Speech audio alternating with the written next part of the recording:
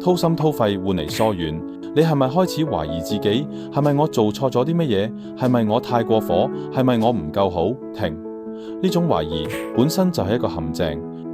今日我哋要講清楚一件事：真誠俾人辜負，從來都唔係你嘅錯。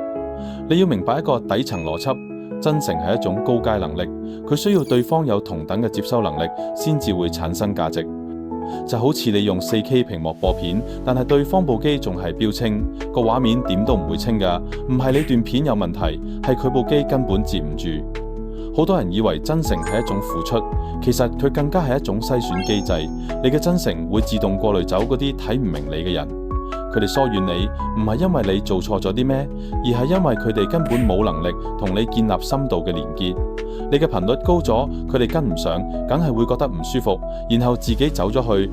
呢個時候，你最大嘅錯就係開始懷疑自己。你開始調低自己嘅頻率，開始收埋自己嘅真誠，甚至開始扮翻一個易相處嘅人。但你有冇諗過，當你為咗遷就某啲人而改變自己，你其實係幫緊佢哋趕走真正屬於你嘅人。講句現實啲嘅話，機會嘅窗口好短，錯過咗嘅人唔會再翻轉頭。你嘅真誠係有時效性嘅，你今日俾得出嘅嘢，可能下年你已經唔想再俾。唔係你個人變涼薄，係你成長咗，你嘅能量會流向更值得嘅地方。所以你要清楚一件事，當你嘅真誠俾人辜負，其實係對方錯過咗一個窗口。佢哋以為你永遠都會係咁，但係個世界唔係咁運作嘅。你會變，你個圈子會變，你願意付出嘅對象都會變。今日睇唔明你嘅人，將來就算想睇，都未必有機會。所以保持真誠，唔係為咗邊個，係為咗守住最值錢嘅自己。你嘅真誠就係你嘅品牌，係你喺呢個世界嘅辨識度。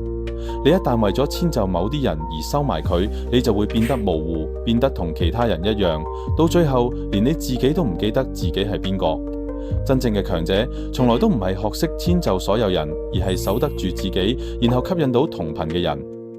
記住，俾錯人唔可怕，可怕嘅係你因為俾錯人而丟失咗自己。繼續真誠，繼續篩選，時間會幫你留低啱嘅人。我係 Jackie，我哋下次見。